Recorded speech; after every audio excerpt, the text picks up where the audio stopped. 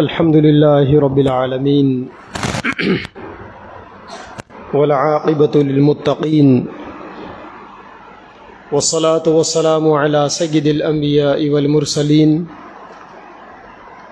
وعلى آله وأصحابه أجمعين ومن تبعهم بإحسان إلى يوم الدين أما بعد فأعوذ بالله من الشيطان الرجيم بسم الله الرحمن الرحيم ولا تركنوا إلى الذين ظلموا فتمسكم النار وما لكم من دون الله من أولياء ثم لا تنصرون وقال الله تبارك وتعالى إن الله يأمركم أن تؤدوا الأمانات إلى أهلها وَإِذَا حَكَمْتُمْ بَيْنَ النَّاسِ أَن تَحْكُمُوا بِالْعَدْلِ إِنَّ اللَّهَ نِعِمَّ مَا يَعِظُكُم بِهِ إِنَّ اللَّهَ كَانَ سَمِيعًا بَصِيرًا قال النبي صلى الله عليه وسلم الظلم ظلمات إلى يوم القيامة أو كما قال عليه الصلاة والسلام۔ اللہ تبارک و تعالی نے اس دنیا میں انسانوں کی چین و سکون کی زندگی کے لیے امن کو ضروری قرار دیا۔ امن کے بغیر اس پوری دنیا میں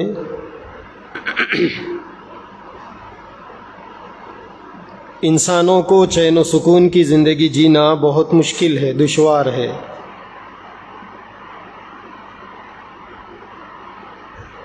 دنیا میں انسان کو امن کی زندگی، چین و سکون کی زندگی گزارنا اس وجہ سے ضروری ہے تاکہ ہر آدمی کو پیدائشی طور پر جو آزادی ملی ہے وہ آزادی کا بھرپور استعمال کر سکے۔ اسی لیے اسلام نے ظلم کی مذمت فرمائی۔ کوئی آدمی کسی پر ظلم کرے، کوئی حکومت اپنی رعایا پر ظلم کرے، طاقتور کمزوروں کو دبائے، اسلام ان سب چیزوں کو پسند نہیں کرتا۔ نہ ظلم کو پسند کرتا ہے،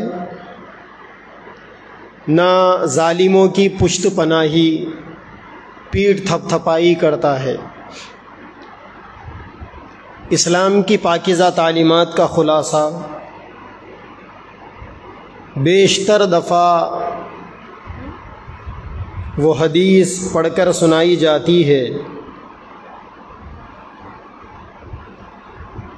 جس میں حضرت ربیعی بن عامر رضی اللہ تعالی عنہ نے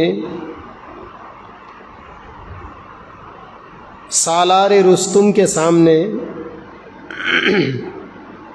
اسلام کی صحیح تعبیر کو پیش کرتے ہوئے جو دو چار بول ارشاد فرمائے تھے، اس سے اسلام کی پاکیزہ تعلیمات، ظلم کے خلاف امن کی تائید میں بیان کی جانے والی تعلیمات کا خلاصہ سمجھ میں آتا ہے۔ حضرت ربیعی بن عامر نے کہا تھا ان اللہ بعثنا لنخرج العباد من عبادت العباد الى عبادت رب العباد۔ اللہ نے دنیا میں ہمیں اس وجہ سے بھیجا ہے تاکہ ہم اللہ کے بندوں کو بندوں کی بندگی سے نکال کر رب کی بندگی کی طرف ڈال دے۔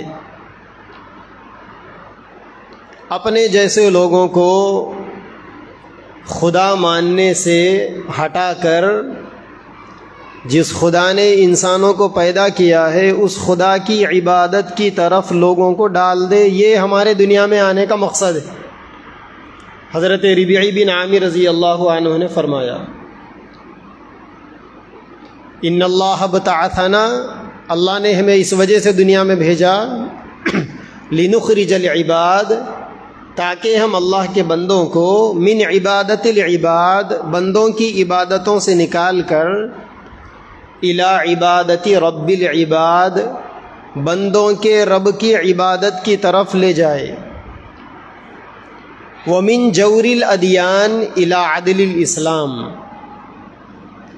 اور لوگوں کو دنیا کے اندر جو الگ الگ مذہبوں کے نام پر ظلم کا بازار گرم ہے، اس ظلم کے ماحول سے لوگوں کو نکال کر اسلام کے اندر جو انصاف کی تعلیم ہے اس طرف لے کر جائے۔ اللہ کے نبی صلی اللہ علیہ وسلم کے دنیا میں تشریف لانے سے پہلے کون سا ظلم نہیں تھا جو دنیا کے اندر نہیں ہوتا تھا؟ کیا حالات تھے جو لوگ اللہ کے نبی کی سیرت کو پڑھے ہوئے ہیں وہ اس سے بے خبر نہیں؟ ان حالات کے اندر کس طریقے سے اللہ کے نبی نے لوگوں کو انصاف کا راستہ بتایا، ظلم سے لوگوں کو بچایا۔ آپ کی پوری زندگی اسی جستجو کے اندر گزر گئی کہ حق کا بول بالا ہو، اللہ کے بندوں کو انصاف ملے، امن ملے، چین و سکون ملے، ظلم کا بازار ہمیشہ کے لیے بند ہو جائے۔ تو حضرت ربیعی بن عامر رضی اللہ تعالی عنہ نے فرمایا کہ ہمارے دنیا میں آنے کا ایک مقصد یہ بھی ہے کہ ہم لوگوں کو دنیا کے دیگر مذاہب کے ظلم سے بچا کر اسلام کے انصاف والے ماحول کی طرف پھیر دیں، اور دنیا کی تنگیوں سے نکال کر آخرت کی فراخی کی طرف ڈالنا۔ یہ تین باتیں حضرت ربیعی بن عامر رضی اللہ تعالی عنہ نے سالار رستم کے سامنے کھڑے ہو کر اسلام کے تعارف میں ارشاد فرمائی۔ پہلی بات، ہم دنیا میں اس وجہ سے آئے ہیں تاکہ لوگوں کی عبادتوں سے نکال کر رب کی عبادت پر کھڑا کرے۔ اور دوسرا مقصد کیا ہے مسلمانوں کا؟ دوسرا مقصد یہ ہے کہ دنیا کے اندر سے ظلم کا ماحول ختم ہو جائے، لوگ انصاف کے ساتھ چین و سکون کی زندگی جیے۔ تیسرا مقصد کیا ہے؟ تیسرا مقصد یہ ہے کہ لوگ اس دنیا کو ہی سب کچھ نہ سمجھے، بلکہ اس دنیا کے بعد بھی جو ایک زندگی آنے والی ہے، جو جنتی زندگی، جو پیراڈائز والی لائف ہے، جو سورگ والی زندگی ہے، اس زندگی کے لیے آدمی اس دنیا کی زندگی کو کارآمد بنا کر گزار لے۔ اسلام نے ہمیشہ ظلم کے خلاف لوگوں کو روکا ہے، کبھی ظلم کی پشت پناہی اسلام میں نہیں کی گئی، ہمیشہ ظالموں سے بچنے کے لیے کہا گیا۔ چنانچہ قرآن مجید کی ایک آیت ہے وَلَا تَرْكَنُوا إِلَى الَّذِينَ ظَلَمُوا فَتَمَسَّكُمُ النَّارُ، جس کے اندر اللہ تبارک و تعالیٰ نے بتایا کہ ظلم کرنے والوں کی مدد مت کرو۔ جو لوگ دنیا کے اندر ظلم کرتے ہیں نا، ان کی مدد کرنے سے ہمیں روکا گیا۔ ظلم کرنے والوں کی نہ پوری مدد کرنا ہے ہمیں، نہ تھوڑی مدد کرنا ہے۔ جو لوگ دنیا کے اندر اللہ کے بندوں کو پریشان کرتے ہیں، جو لوگ دنیا کے اندر کسی بھی طریقے سے اللہ کے بندوں کو ستاتے ہیں، دوسرے انسانوں کو پریشان کرنا، ستانا، ان کے حق کو ہڑپ جانا، جو طاقتیں بھی ایسا کام کرتی ہے، اللہ نے بتایا کہ ان طاقتوں کا، ان جماعتوں کا، ان پارٹیوں کا، ان لوگوں کا ساتھ مت دو۔ اگر تم ان کا ساتھ دو گے تو کیا ہوگا؟ فتمسکم النار، تمہیں جہنم کی آگ کھا جائے گی۔ یعنی ظلم کا انجام یا ظالموں کا ساتھ دینے کا انجام جہنم ہے، اس سے کم پر کوئی کمپرومائز نہیں۔ یہ طے شدہ بات ہے کہ دنیا کے اندر جو لوگ دوسروں کو پریشان کرتے ہیں وہ لوگ اپنے لیے اپنی آخرت کو جہنم بناتے ہیں۔ اسی لیے ظلم سے بچنے کی تعلیم دی گئی۔ اللہ کے نبی نے فرمایا الظلم ظلمات الی یوم القیامہ، ظلم جو ہے نا یہ اندھیری ہے ایک قسم کی. اندھیریوں کے اندر آدمی کو کسی چیز کی تمیز، کسی چیز کی پہچان نہیں ہوتی.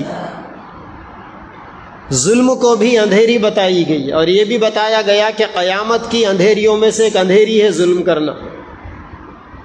کسی کو ستانا، کسی کو پریشان کرنا، کسی کو ظلم کرنا، کسی پر ظلم کرنا، یہ بہت بڑا گناہ ہے. اور ایسا گناہ ہے کہ یہ گناہ معاف ہونے والا نہیں ہے اتنا آسانی سے. ایک انسان دوسرے انسان کو ستاتا ہے اور تہجد میں معافیاں مانگتا ہے تو معافی نہیں ملے گی. جس کو ستا رہا ہے اس سے جا کر اپنا حق معاف کرانا پڑے گا. ستا رہا ہے اللہ کے بندوں کو اور معافی مانگ رہا ہے اللہ سے تو بھی معافی ملنے والی نہیں، کیونکہ اللہ نے دنیا کے اندر دو قسم کے حقوق رکھے، ایک بندوں کا حق ہے اور ایک خدا کا حق ہے. جہاں بندوں کے حق میں اونچ نیچ ہوتی ہے اسی کو ظلم کہتے ہیں.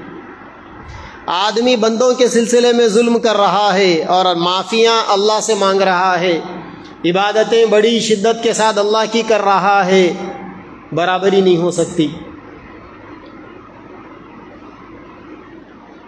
اسی لیے اپنے آپ کو ظلم سے بچانا یا ظلم کرنے والی طاقتوں کی مدد کرنے سے اپنے آپ کو بچانا ضروری ہے.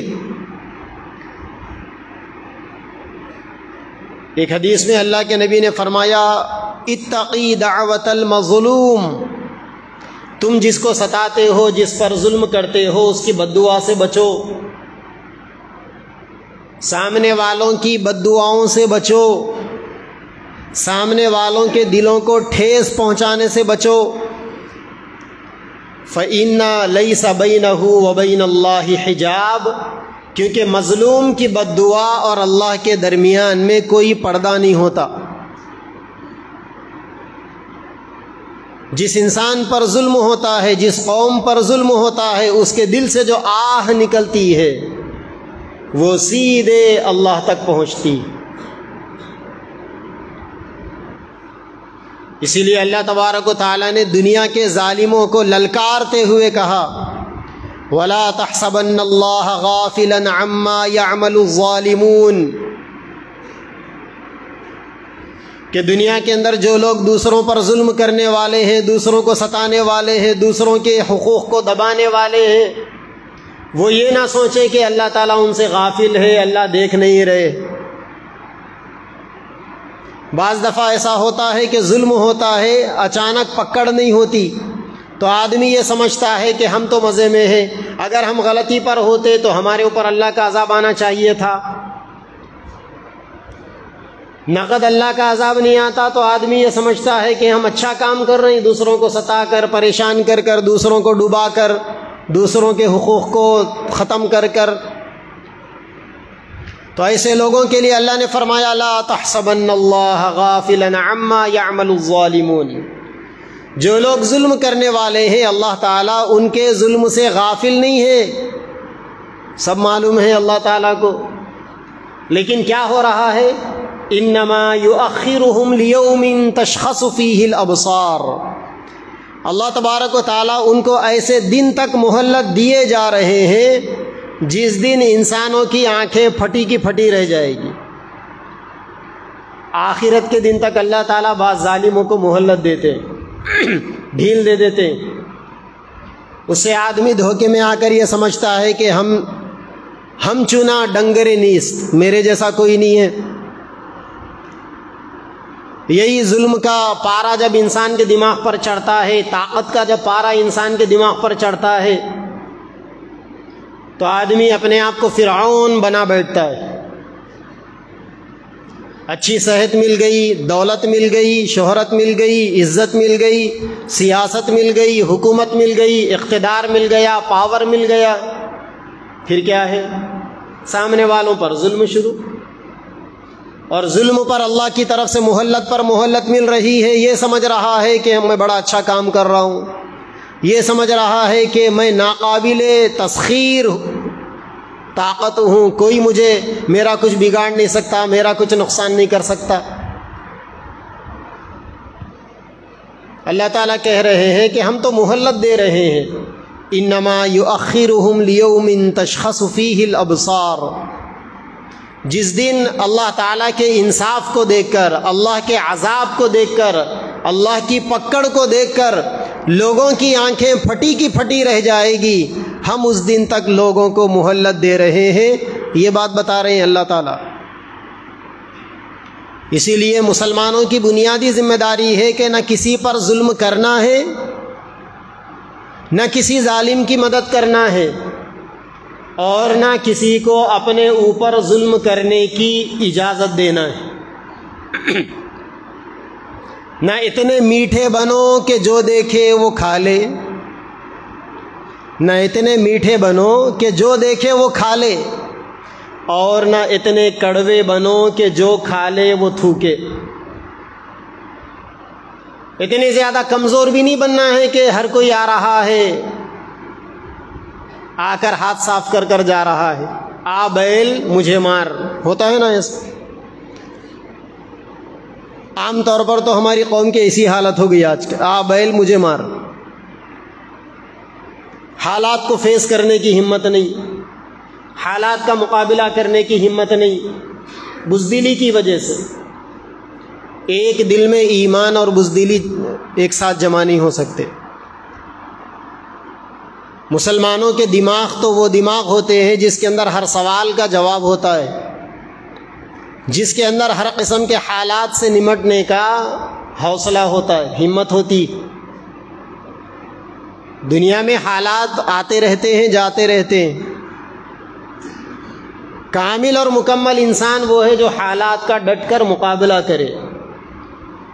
دنیا میں دو قسم کے لوگ ہوتے ہیں، ایک قسم کے لوگوں کو ابو الوقت کہا جاتا ہے اور ایک قسم کے لوگوں کو ابن الوقت کہا جاتا ہے۔ ابن الوقت کا مطلب وقت کے بندے، وقت کے بیٹے، وہ اپنے آپ کو حالات کے حساب سے ایڈجسٹ کر لیتے ہیں۔ اور دوسری قسم کے لوگ ذرا ہمت والے ہوتے ہیں جنہیں ابو الوقت کہا جاتا ہے، وہ اپنی ہمت سے، اپنے ڈیسیشن سے، اپنے فیصلوں سے حالات کو بدل دیتے ہیں۔ تو آپ کو تو ابو الوقت بن کے رہنا ہے دنیا کے اندر۔ اس کے لیے اللہ تبارک و تعالیٰ نے فرمایا ان اللہ یأمرکم ان تؤدوا الامانات الی اہلھا، اللہ تعالیٰ تمہیں حکم دیتا ہے کہ تم امانتوں کو اس کے ذمہ داروں تک لوٹا دو۔ یعنی اللہ تبارک و تعالیٰ نے دنیا کے اندر ہمارے اوپر جو ذمہ داریاں رکھی ہے نا، اللہ تعالیٰ کا ایک مطالبہ ہمارے بارے میں یہ بھی ہے کہ تم اپنی ذمہ داریوں کو پورا ادا کرو۔ جو چیز جس کو دینا ہے اس کو دو۔ ایک آدمی عزت کے لائق ہے، عزت دیے جانے کے لائق ہے تو اس کو عزت دو، اس کو ذلیل مت کرو۔ ایک آدمی عزت دیے جانے کے قابل نہیں ہے تو اس کو عزت دے کر بڑا بنا کر فرعون مت بناؤ اس کو۔ حدیث پاک کے اندر بڑی عجیب بات بتائی اللہ کے نبی نے، الوزیغ اذا ارتفع تکبر واذا تحکم تجبر۔ لوگ جو گھٹیا ہوتے ہیں نا، گھٹیا قسم کا آدمی،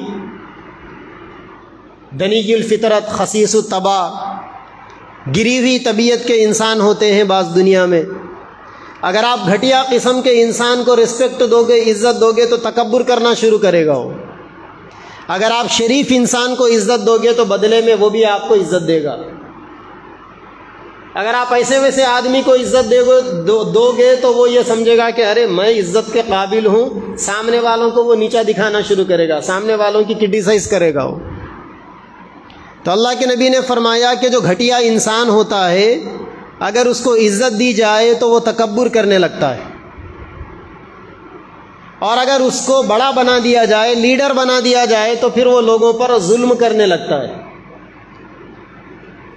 اسی لیے میرے نبی نے فرمایا کہ قیامت سے پہلے جہاں بہت سی خرابیاں عام ہوگی، وہیں پر ایک خرابی یہ بھی ہوگی کہ اذا وسد الامر الى غیر اہلہ فانتظروا الساعہ، کہ جب نااہل لوگوں کو گدیوں پر بٹھا دیا جائے تو سمجھ لو کہ اب قیامت آنے والی ہے۔ قیامت تو ویسے ہی آنے والی ہے۔ ان الساعۃ لآتیۃ لا اکاد اخفیہا، قیامت آنے والی ہے، قیامت کے آنے میں کوئی شک نہیں، لیکن گھٹیا قسم کے لوگوں کو آپ بڑا بنا دو گے تو قیامت سے پہلے وہ قیامت برپا کر کے رکھ دے گا، پورا ماحول بگاڑ کے رکھ دے گا۔ اسی لیے جو آدمی جو کوالٹی کا ہے، کوالٹی کے لوگوں کو وہ چیز دینا ضروری ہے، یہ ہماری دینی ذمہ داری ہے۔ اللہ نے فرمایا، اللہ تمہیں حکم دیتا ہے کہ تم امانتوں کو اس کے اہل تک پہنچاؤ، جو چیز جس کو دینی ہے وہ چیز اس تک پہنچانے کی ہماری ذمہ داری ہے۔ کس کو بڑا پن دینا ہے، کس کو نیچے گرانا ہے، وہ آپ کی ذمہ داری ہے۔ وہ کس کو اوپر لے کر جانا ہے، کس کو نیچے اتارنا ہے، وہ آپ کی ذمہ داری، آپ کی ڈیوٹی ہے۔ وہ سامنے والے کو دیکھ کر فیصلے کیے جاتے ہیں، کچھ لے دے کر فیصلے نہیں کیے جاتے۔ اسی لیے آج کے اس دور کے اندر، جبکہ ہماری پوری ریاست کے اندر، پورے اسٹیٹ کے اندر الیکشن کا ماحول گرم ہے، تو ہمارے بھائیوں سے کچھ ان کی ذمہ داریاں بتانا بھی ضروری ہے۔ اکثر لوگ تو یہ سمجھ رہے ہیں کہ بھائی وہ الیکشن وہ سیاسی لیڈروں کا ہے، اس سے ہمارا کیا لینا دینا، نہیں، آپ کی دینی ذمہ داری ہے الیکشن سے متعلق بھی، وہ آپ کو معلوم ہونا چاہیے۔ آپ مسلمان ہیں تو مسلمانوں کے لیے دین زندگی کے ہر شعبے میں رہبری کرنے والا ہے۔ ایسا نہیں کہ دین آپ کو مسجد میں تو دین راستہ بتائے گا اور باہر نکلنے کے بعد آپ کو آزاد چھوڑ دے گا، نہیں، آپ کی ذمہ داری ہے۔ وہ ذمہ داریوں کو کیسا نبھانا ہے، اسلام وہ بھی آپ کو اتھارٹیز دیتا ہے، اختیارات دیتا ہے اسلام آپ کو۔ اسی لیے آج ہر طرف نفسا نفسی کا عالم ہے۔ میں نے شاید گزشتہ جمعہ میں بھی آپ کو بتایا تھا، پورے اسٹیٹ کے اندر میرا سفر ہوا، ہر جگہ میں نے دیکھا ریاست کے 55 لاکھ مسلمان کنفیوژن کا شکار ہیں، ڈسٹرب ہے۔ دوسری قومیں ڈیسیشنوں میں لگی ہوئی ہے اور ہماری قوم ڈسٹربنس کے اندر لگی ہوئی، پڑی ہوئی ہے۔ جن کی مجموعی تعداد، جن کا پاپولیشن کوئی حیثیت نہیں رکھتا، وہ تو اپنے لیے اپنی ترجیحات کو متعین کر رہے ہیں، اور جو ریاست کے اندر 14% ہے، 15% ہے، جو ایک اچھا بڑا رول ادا کر سکتے ہیں، جمہوری طاقت کے اندر اپنا ایک بہت بڑا کنٹریبیوشن کر سکتے ہیں، ان کی کوئی ترجیح نہیں، ان کے سامنے کوئی گول نہیں ہے جس کو اچیو کیا جائے، ان کے سامنے کوئی خواب نہیں ہے جس کو پورا کیا جائے۔ بعض پارٹیوں کو دیکھ کر ڈر رہے ہیں، کوئی دلی میں بیٹھ کے ڈرا رہا تو یا مٹھپلی میں بیٹھ کے ڈر جا رہے ہیں، بعض کچھ اس قسم کے چہروں کو دیکھ کر ڈر رہی، کوئی دیکھنے میں غنڈا نظر آتا ہے تو اس سے ڈر رہی۔ آپ کے دل میں تو اللہ کا ہی ڈر ہونا چاہیے، چاہے کسی کے سر پہ بال ہو یا نہ ہو، آپ کو کیا لینا دینا اس سے؟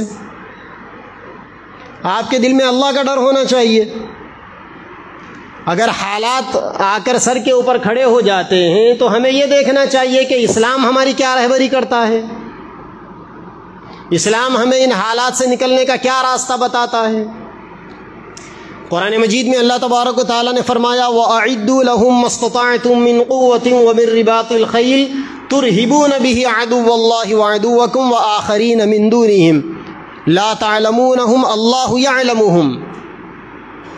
اسلام تو یہ کہتا ہے کہ آپ کو ہر میدان میں ایک اچھی تیاری کرنا ہے، ایسی تیاری کرنا ہے کہ آپ اوروں سے آگے رہے، پیچھے نہ رہے۔ تیاری کی تعلیم دیتا ہے اسلام، اور اسلام ہمیں یہ کہتا ہے کہ آپ کو اپنی ذمہ داری نبھانا ہے۔ پہلے کیا ہوتا تھا، لوگ تلواروں کے بل بوتوں پر سرحدوں کو فتح کرتے تھے، تو کوئی کسی کا ساتھ دیتا تھا، کوئی ظالم کا ساتھ دیتا تھا، کوئی مظلوم کا ساتھ دیتا تھا۔ آج کیا ہو رہا ہے؟ آج لوگ ووٹ کی بنیاد پر ملک کو فتح کر رہے ہیں، ریاستوں کو فتح کر رہے ہیں۔ تو جو زمانہ تلواروں کی بنیاد پر سرحدوں کو فتح کرنے کا تھا، تو اسلام نے یہ بتایا تھا کہ تیر و تلوار کی تیاری کرو۔ اور آج اگر ووٹوں کے ذریعے سے 5-5 سال کے لوگوں کے فیصلے اگر ہوتے ہیں، یا ایسے لیڈر آ کر اوپر بیٹھتے ہیں کہ جو لیڈر اگلے 5 سال تک ہمارے لیے قانون بناتے ہیں، تو پھر ہمیں جمہوریت کے لیے، جمہوریت کے جو ہتھیار ہے اس کی تیاری کرنا ہے۔ اور جمہوریت کا سب سے بڑا ہتھیار ووٹر آئی ڈی ہے، ووٹ ڈالنے کی طاقت ہے جمہوریت کا سب سے بڑا ہتھیار، جس کا اس ملک کے ہر ذمہ دار شہری کے پاس ہونا بے انتہا ضروری۔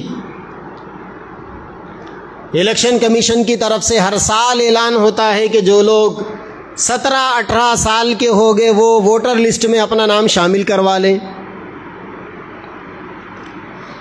اکثر لوگ شامل ہی نہیں کرواتے۔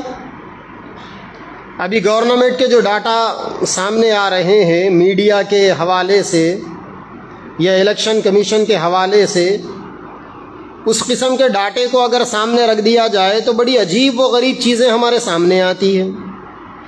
2019 میں الیکشن کمیشن کا ایک ڈاٹا آیا تھا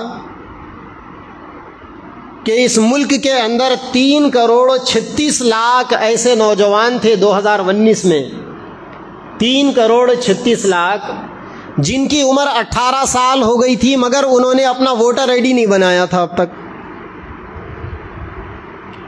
2019 کو جا کر 4 سال گزر گئے، 5واں سال آ گیا۔ ان 5 سالوں کے اندر کم سے کم 1 کروڑ اور لوگ اس میں ایڈ ہو گئے ہوں گے۔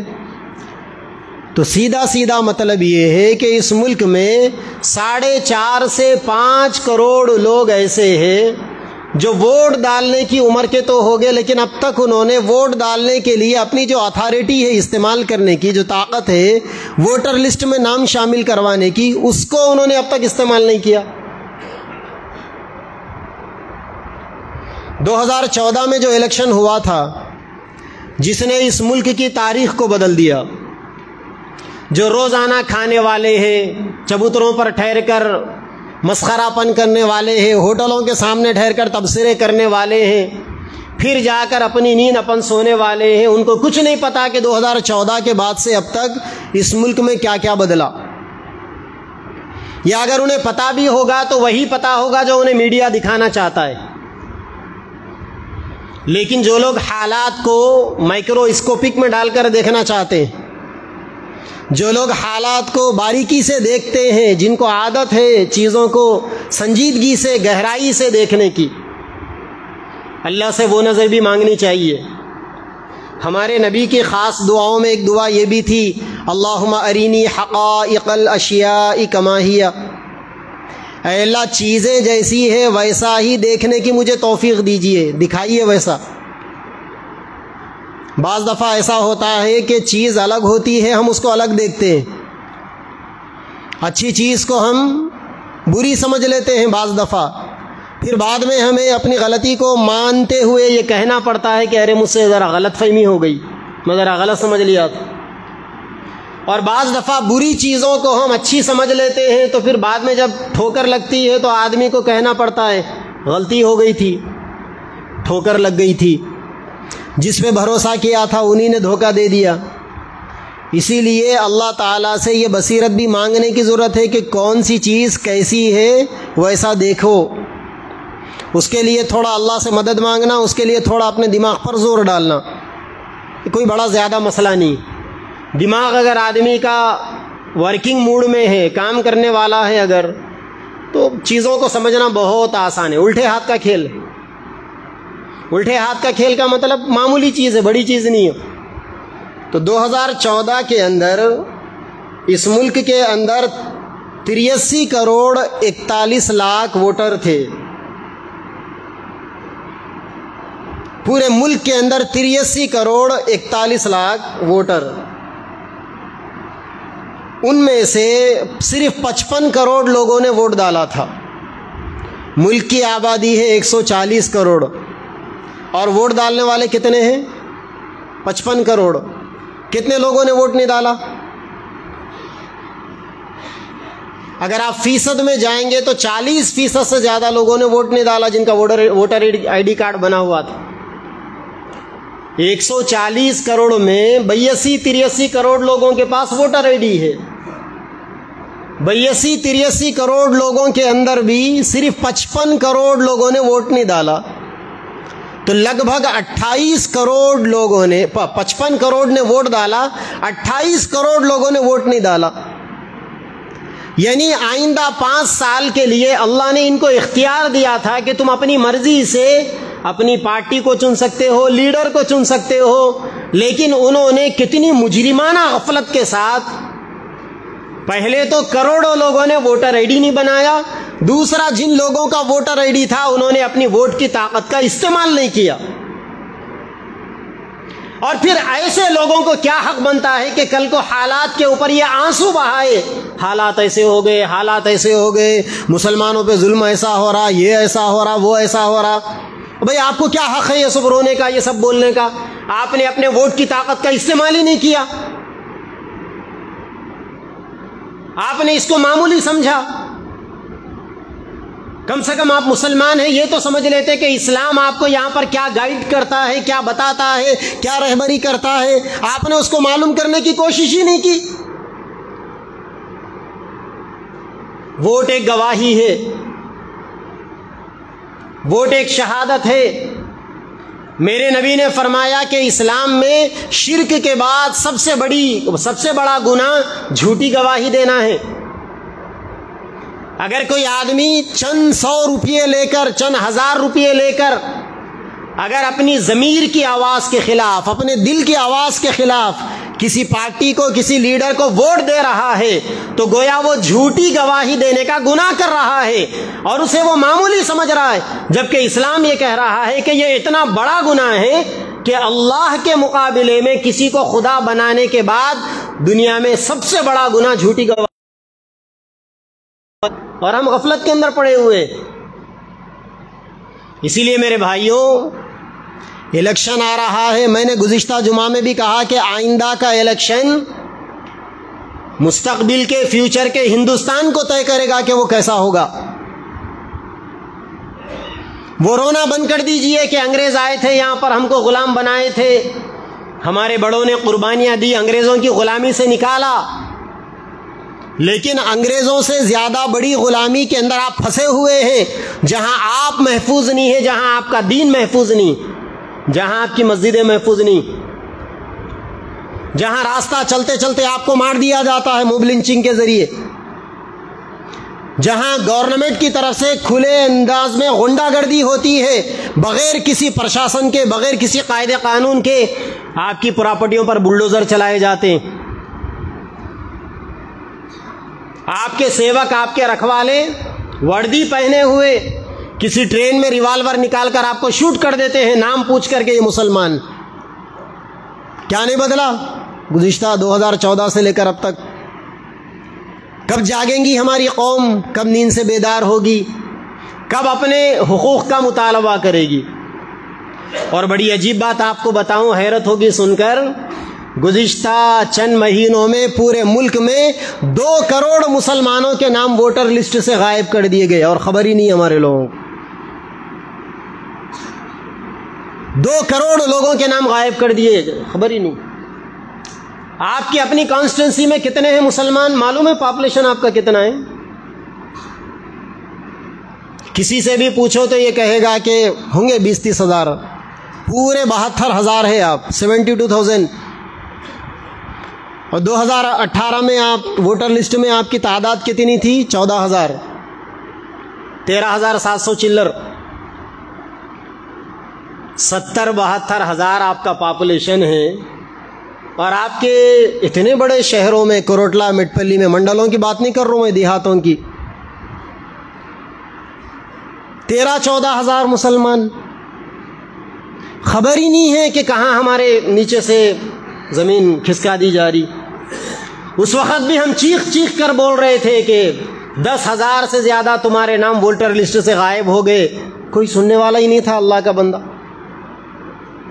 یہ تو اللہ کا کرنا ہوا کہ الحمدللہ جمعیت العلماء ہے ہماری ضلع جگتیال کی، کوروٹلا مٹپلی کی، کل رات تک کا ڈاٹا بتا رہا ہوں، آفیشیل ڈاٹا، گورنمنٹ کی انٹیلیجنس کا ڈاٹا، اب آپ کی پوری کانسٹیٹنسی میں 28,000 مسلم ووٹرز ہے، گزشتہ 13,000 چلڑ تھے، اب 28,000 ہے۔ یہ جو 15,000 مسلم ووٹرز کا اضافہ ہوا، یہ جمعیت العلماء کی 5 سال کی محنت کا نتیجہ ہے۔ بہت سے نوجوانوں کا بھی اس میں بڑا ساتھ رہا، تعاون رہا۔ ابھی بھی اگر صحیح انداز میں بنایا جائے تو اور کم سے کم 20 سے 25,000 لوگوں کے نام ووٹر لسٹ میں آنا باقی ہے۔ یہی مصیبت ہے ہماری، ہمارے بس میں جو کرنے کا کام ہے وہ نہیں کرتے، بعد میں ہم اللہ پر روتے ہیں کہ اللہ کی مدد کیوں نہیں آ رہی۔ اللہ کی مدد غافلوں کے لیے نہیں آتی، لکھ کے رکھ لو آپ۔ اللہ نے قرآن میں فرمایا ان اللہ لا یغیر ما بقوم حتی یغیروا ما بانفسہم۔ اللہ تبارک و تعالیٰ کسی قوم کو اس وقت تک نہیں بدلتا جب تک کہ وہ اپنے آپ کو اندر سے نہیں بدلتے۔ آپ اگر اپنے آپ کے لیے سیریس نہیں ہوں گے تو اللہ کی بھی مدد آپ کو نہیں آئے گی، لکھ کے رکھ لیجئے آپ۔ اسی لیے پہلا کام آپ کو ووٹر لسٹ میں نام شامل کروانا ہے۔ اس کے لیے انشاءاللہ کل پرسوں ترسوں 3 دن، ہفتہ اتوار پیر، یہیں پر انشاءاللہ کاؤنٹر لگے گا، صبح فجر سے لے کر عشاء کے بعد تک۔ پورے شہر کے میں نوجوانوں سے، ہر محلے کے ذمہ داروں سے گزارش کروں گا، آئیے بنا لیجئے، فائدہ اٹھائیے۔ 10 دن کوروٹلے میں یہ کاؤنٹر لگا تھا، 2200 نئے لوگوں کے نام ووٹر لسٹ میں شامل کروائے گئے تھے 10 دن کے اندر۔ دنیا کا خرچہ ہوا، کوئی دینے والا نہیں ہے، کم سے کم کچھ اللہ کے بندے فکریں کر رہے ہیں، فائدہ اٹھائیے، ایک کام۔ دوسرا کام، جیسا کہ میں نے آپ کو بتایا کہ 2014 میں جس کے بعد اس ملک میں حالات بدلے، 2-4 منٹ میں مختصر اپنی بات کو بتا کر ختم کرتا ہوں۔ 2014 میں 83 کروڑ لوگوں میں سے صرف 55 کروڑ لوگوں نے ووٹ ڈالا تھا، بقیہ 28 کروڑ لوگوں نے ووٹ نہیں ڈالا تھا۔ لہٰذا ہمارے اندر یہ بھی شعور آنا چاہیے کہ ووٹر آئی ڈی کے ساتھ، ووٹر لسٹ میں ناموں کے اندراج کے ساتھ ساتھ ووٹ ڈالنے کے لیے بھی آدمی گھر سے نکلے، پولنگ بوتھ تک جائے، چند قدم چلے آدمی۔ اگلے 5 سال کے فیصلے ہونے والے۔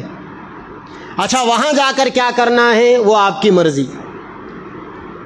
آپ کے ووٹر آئی ڈی بنانا جمعیت العلماء والے ذمہ داری لیے ہوئے، ہم بنا کے دیں گے۔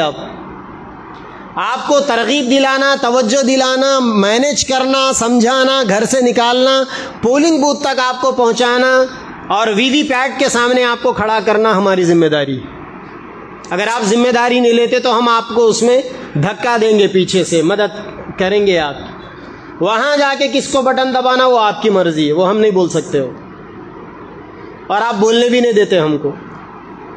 لیکن ہماری ریاست کی جمعیت العلماء نے آئندہ آنے والے الیکشن میں سیاسی پارٹیوں سے 14 قسم کے مطالبے کیے۔ ذرا آپ بھی سنو، اگر سمجھ میں آئی، کوئی لیڈر آپ کے پاس ووٹ مانگنے آیا تو آپ اس کو بولو کہ بھائی یہ 14 قسم کی باتیں ہیں، آپ ہم کو وعدہ کرو، ہم آپ کو سپورٹ کرتے۔ تو 14 قسم کے مطالبات ہیں، میں مختصر آپ کو بتا دیتا ہوں۔ یہاں پر سب کو ریزرویشن ہے، ہم لوگوں کو نہیں ہے ریزرویشن۔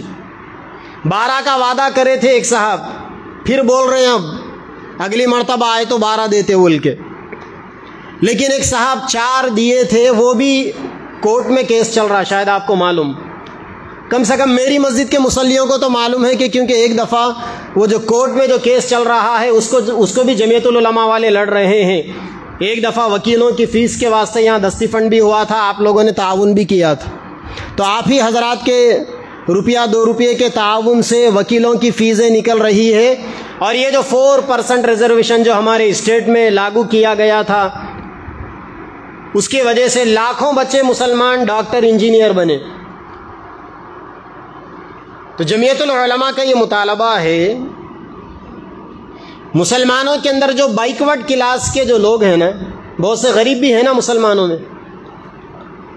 بیکورڈ کلاس کے جو لوگ ہیں ان کے لیے گورنمنٹ کیا کرے، ریزرویشن کو یقینی بنائے، جیسا دوسری ذات کے لوگوں میں ریزرویشن ہے، آزادی کے بعد سے ہے وہ، ہم لوگوں کے لیے نہیں۔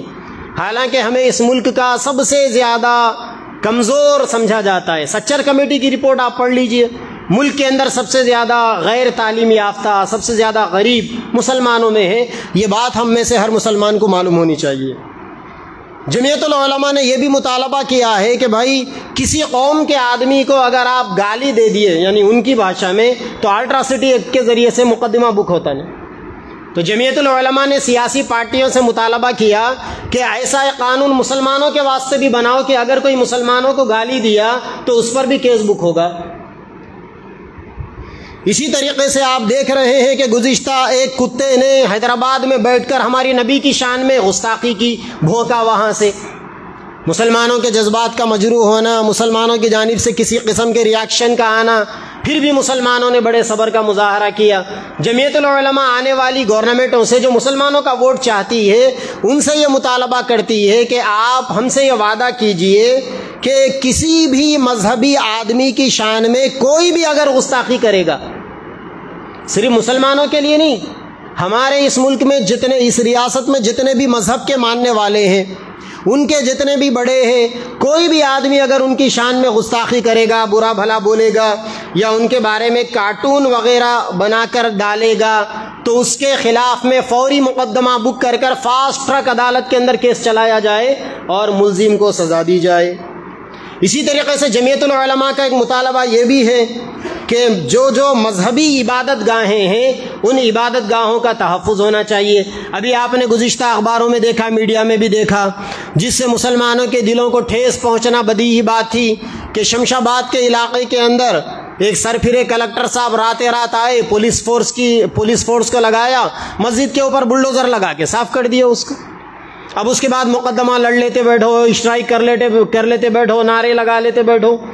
تو ہمارا یہ مطالبہ ہے کہ کسی بھی مذہب، چاہے مسجد رہو، مندر رہو، چرچ رہو، گرودوارا رہو یا کچھ بھی رہو، آنے والی گورنمنٹ سے ہمارا یہ مطالبہ ہے کہ اگر آپ ہمارے ووٹ چاہتے ہیں تو آپ کو ہمیں یہ گارنٹی دینا ہوگا کہ آپ ہماری ریاست کے اندر کسی بھی مذہبی مقام کا تحفظ کریں گے۔ اسی طریقے سے آپ حیرت کریں گے، 2013 کے اندر اسمبلی کے اندر یہ ڈاٹا بتایا گیا کہ ہمارے اسٹیٹ میں 77,000 ایکڑ زمین، 77,000 ایکڑ زمین وقف بورڈ کی زمین ہے، اور ابھی چند مہینے پہلے اسی اسمبلی میں کھڑے ہو کر بتایا گیا کہ وقف بورڈ کی زمینیں صرف 23,000 ایکڑ باقی رہ گئی۔ کتنی غائب ہو گئی؟ 50-55,000 ایکڑ زمینیں غائب ہو گئی۔ اس کا جواب دینا پڑے گا جو لوگ گدیوں پر بیٹھے ہوئے، باضابطہ پلاننگ کے ذریعے سے غائب کی گئی۔ لہٰذا جمعیت العلماء یا مسلمان اس کو سپورٹ کرے جو تمہاری اوقاف کی پراپرٹیوں کو پروٹیکشن دے۔ موجودہ گورنمنٹ نے بھی کہا تھا کہ ہم اختیارات دیں گے، 10 سال نکل گئے، اختیارات میں 55,000 ایکڑ زمین نکل گئی۔ دھرنی پورٹل کے ذریعے سے یہ بھی دھاندلیاں ہوئی، معلوم ہونا چاہیے آپ کو، 77,000 ایکڑ میں سے 10 سال میں 23,000 ایکڑ باقی رہ گئے۔ اور جمعیت العلماء کا یہ بھی مطالبہ ہے کہ مسلمانوں کے اندر جو جماعتیں ہیں، جو تنظیمیں ہیں، اوقاف کی پراپرٹیاں ان کے ہینڈ اوور کیے جائے تاکہ مسلمان اس کا بھرپور استعمال کر کر تعلیمی میدان میں، میڈیسن کے میدان میں، روزگار اور معیشت کے میدان میں اپنی قوم کا سپورٹ کرے۔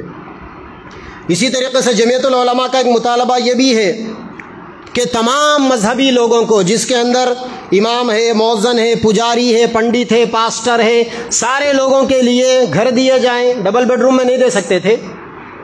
ارے اتنا مذاق ہو گیا، آپ کو معلوم ہونا چاہیے یہ بات بھی، لوگ اماموں کا مذاق بنا رہے ہیں، مؤذنوں کا مذاق بنا رہے ہیں۔ مؤذن صاحب کے اکاؤنٹ میں ہر مہینہ 5,000 آ رہے ہیں، کوئی مؤذن کے اکاؤنٹ میں نہیں آ رہے ہیں، کوئی امام کے اکاؤنٹ میں نہیں آ رہے ہیں۔